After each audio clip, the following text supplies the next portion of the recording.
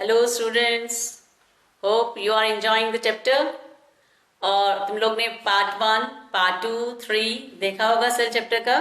Now we are coming to the part 4 of this chapter. In this video I will discuss plastids, mitochondria and endoplasmic reticulum. And एक fun fact भी बताऊंगी बच्चों, बहुत ध्यान से सुनना है। First is plastid. Plastids are present only in the plant cells. There are three types of plastids: leucoplast, chloroplast and chromoplast.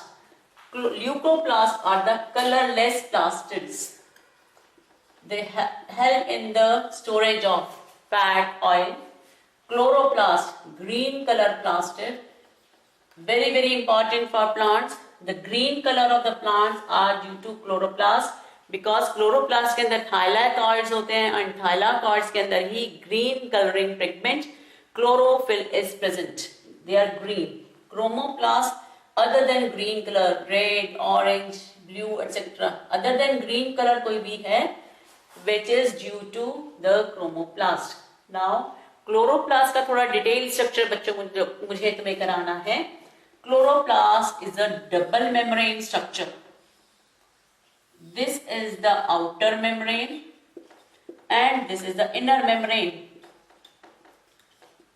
The fluid content filled in the chloroplast is the stroma. In the stroma there are thylakoids arranged in the form of pile. This one pile is called granum. Singular is granum and बहुत सारी piles होंगी तब हम उसे बोलेंगे grana. And these granum are connected. And जो ये connections हैं, they are called stroma lamella. These connections are called stroma lamella. And chloroplast is a strange organelle as it has its own DNA and ribosomes. DNA is a double helical structure. You can draw like this, and chloroplasts are also present in the ribosomes. This is the DNA and these are the ribosomes.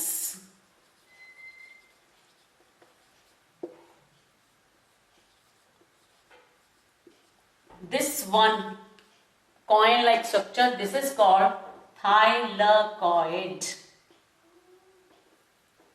Thylakoid, in which chlorophyll is present. Two important questions are here.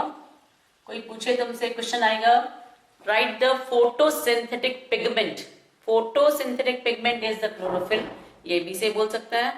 Green coloring pigment of the cell पूछें तो that is chlorophyll.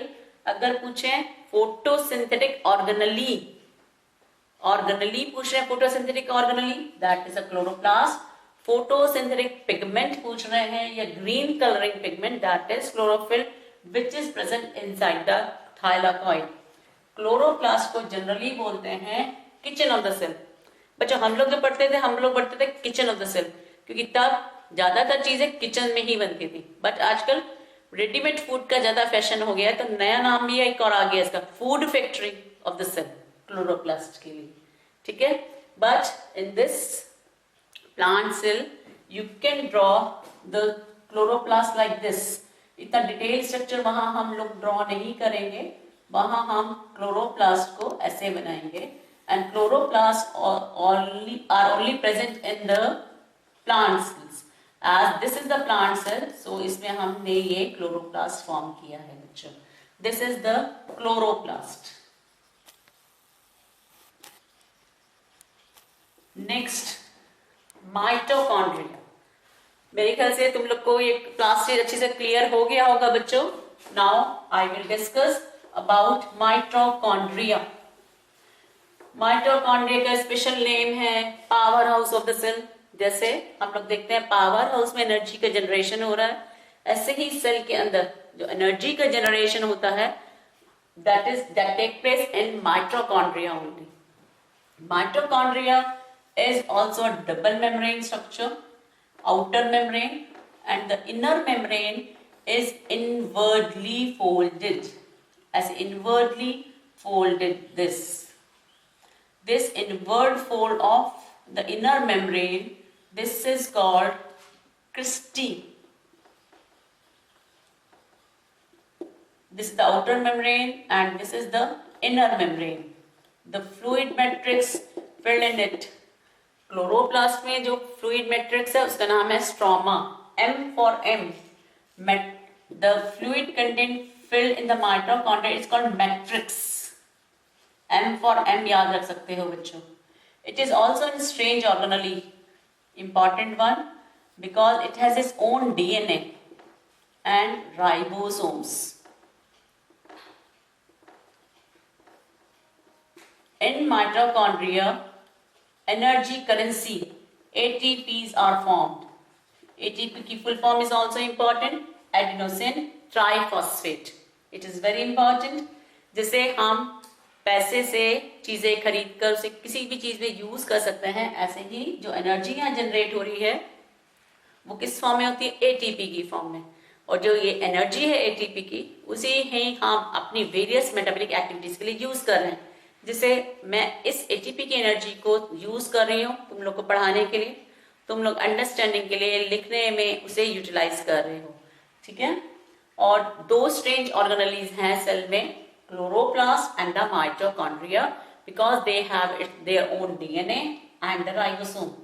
Interesting fact बच्चों, nucleus के अंदर जो chromosomes हैं human beings की अगर हम बात करेंगे तो उसमें 23 pairs of chromosomes are there, जिनमें से 23 pairs of chromosomes are there, जिसमें से 23 पेयर्स में से 23 क्रोमोसोम्स आ रहे हैं मदर से एंड 23 क्रोमोसोम आते हैं फादर से. मतलब half of DNA coming from father and half of from mother. But mitochondria का ये जो DNA है ये मैटरनल है, ये मदर से आता है. ठीक है. ये आज का नया फैक्ट है, इसको लर्न करके रखो, ध्यान रखो, काम आएगा कहीं भी.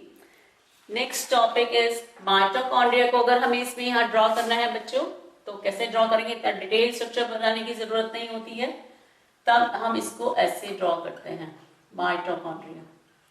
और एक माइटोकॉन्ड्रिया के लिए यहाँ एक और बात बता देती हूँ बच्चों. माइटोकॉन्ड्रिया जहाँ एनर्जी की रिक्वायरमेंट ज्यादा होती है वहाँ उस सेल्स में माइटोकॉन्ड्रिया ज्यादा होते हैं. जैसे हार्ट की मसल सेल्स में, लिवर में माइटोकॉन्ड्रिया का नंबर ज्यादा होता है बिकॉज एनर्जी की रिक्वायरमेंट वहां ज्यादा होती है. Next, the third cell organelle for today is endoplasmic reticulum. Endoplasmic reticulum channel like है, ट्रांसपोर्ट में हेल्प करता है. कहाँ कहाँ मिलता है? मैंने ये बनाया था endoplasmic reticulum. Endoplasmic reticulum is also of two types, smooth ER and rough ER. If the endoplasmic surface look smooth, कब लगेगी smooth? When it doesn't have ribosomes on its surface. And rough ER तब से बोलते हैं when it seems to be rough because of the presence of ribosomes on its surface. Rough ER में ribosomes हैं, so वो proteins बनाते हैं. Smooth ER में ribosomes are not there, वो lipids बनाते हैं. जो लिपिड्स एंड प्रोटीन्स यहाँ बने हैं एंडोप्लाज्मिक रेटिकुलम में वो मेम्ब्रेन बनाने में काम आते हैं. द प्रोसेस जो मेम्ब्रेन बनाने के लिए यूज हो रहा है उसके लिए टर्म यूज की जाती है मेम्ब्रेन बायोजेनेसिस. और एंडोप्लाज्मिक रेटिकुलम का काम बताया है ट्रांसपोर्टेशन का. इसके अलावा वर्टिब्रेट्स. अब ये वर्टिब्रेट्स क्या होते हैं? बैकबोन जो हमारी होती है पीछे इधर बैकबोन, उसे वर्टिब्रल कॉलम बोला जाता है. तो जिनमें बैकबोन होते हैं उन्हें ऑर्गेनिज्म को बोलते हैं वर्टिब्रेट्स.